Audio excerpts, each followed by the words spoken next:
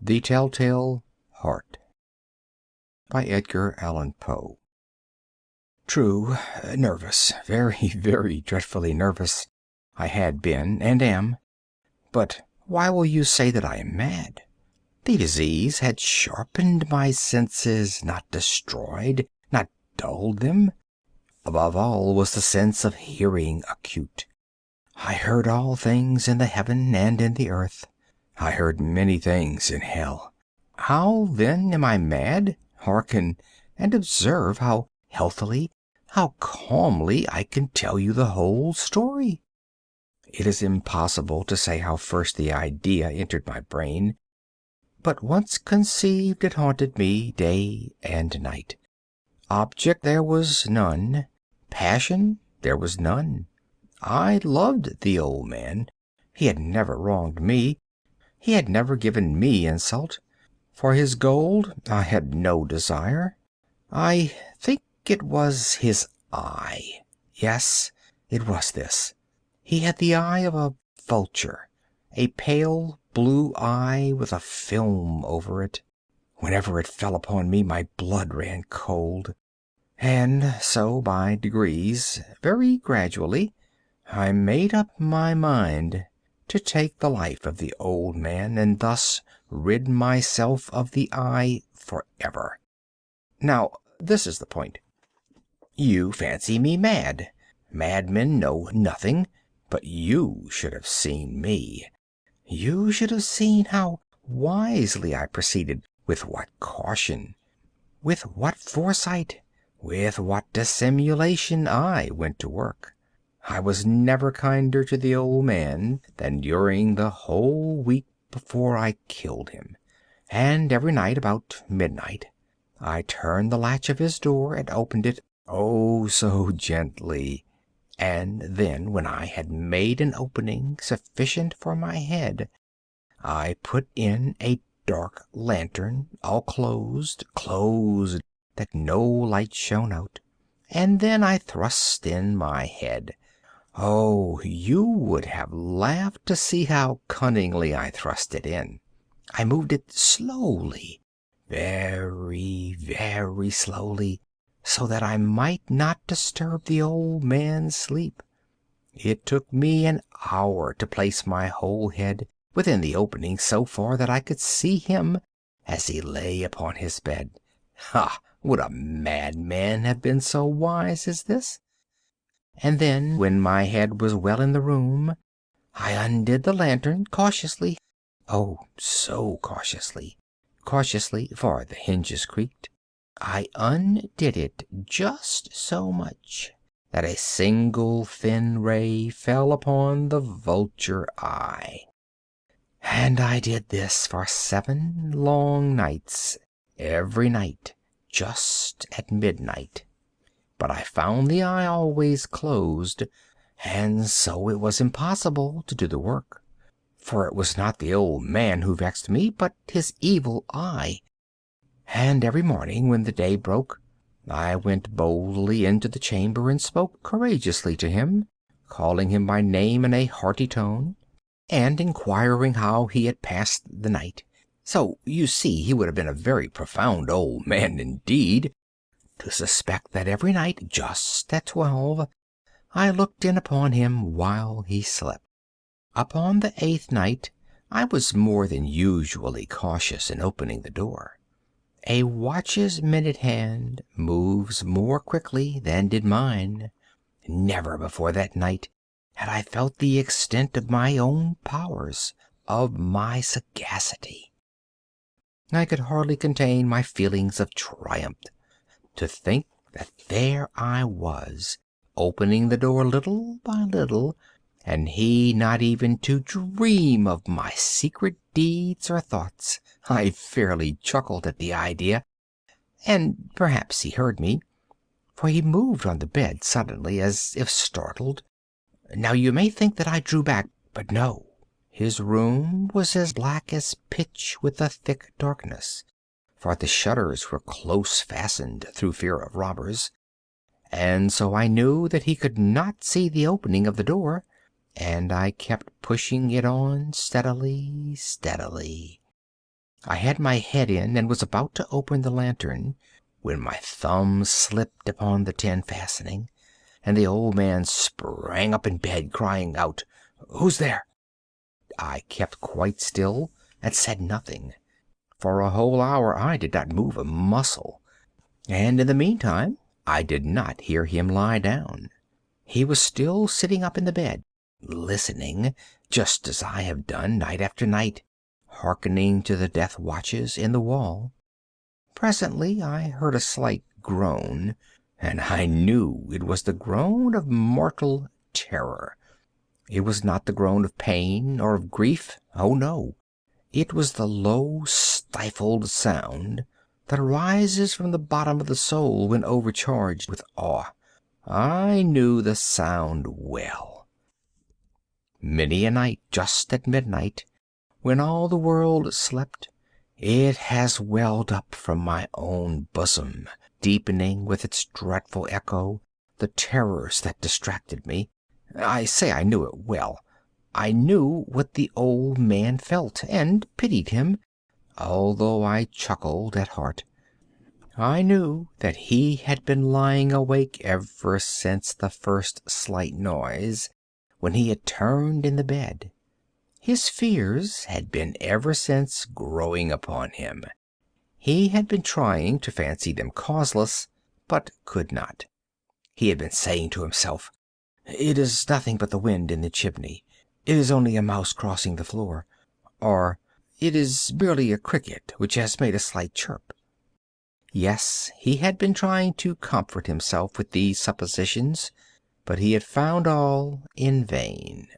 All in vain, because death, in approaching him, had stalked with his black shadow before him and enveloped the victim. And it was the mournful influence of the unperceived shadow that caused him to feel, although he neither saw nor heard, to feel the presence of my head within the room. When I had waited a long time, very patiently, without hearing him lie down, I resolved to open a very, very little crevice in the lantern. So I opened it. You cannot imagine how stealthily, until at last a simple dim ray, like the thread of the spider, shot from out the crevice and fell full upon the vulture eye. It was open, wide, wide open, and I grew furious as I gazed upon it. I saw it with perfect distinctness, all a dull blue, with a hideous veil over it that chilled the very marrow of my bones. But I could see nothing else of the old man's face or person, for I had directed the ray as if by instinct, precisely upon the damned spot. And have I not told you that what you mistake for madness is but over-acuteness of the sense? Now, I say, there came to my ears a low, dull, quick sound, such as a watch makes when enveloped in cotton. I knew that sound well, too. It was the beating of the old man's heart. It increased my fury, as the beating of a drum stimulates the soldier into courage. But even yet I refrained and kept still. I scarcely breathed. I held the lantern motionless. I tried how steadily I could maintain the ray upon the eye. Meantime, the hellish tattoo of the heart increased.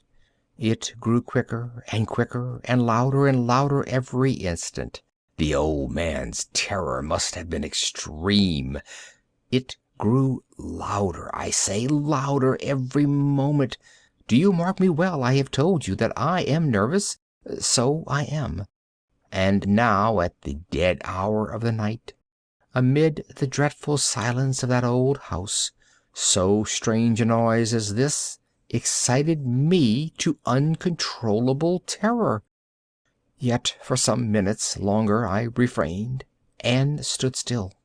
But the beating grew louder. I thought the heart must burst. And now a new anxiety seized me.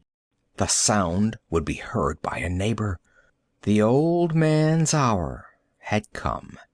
With a loud yell, I threw open the lantern and leaped into the room. He shrieked once, only once.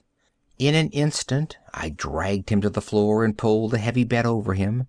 I then smiled gaily to find the deed so far done. But for many minutes the heart beat on with a muffled sound. This, however, did not vex me. It could not be heard through the wall.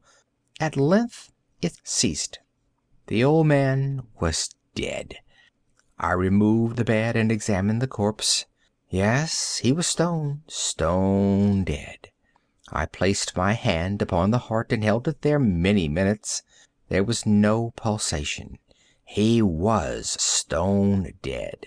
His eye would trouble me no more. If you still think me mad, you will think so no longer when I describe the wise precautions I took for the concealment of the body. The night waned, and I worked hastily but in silence.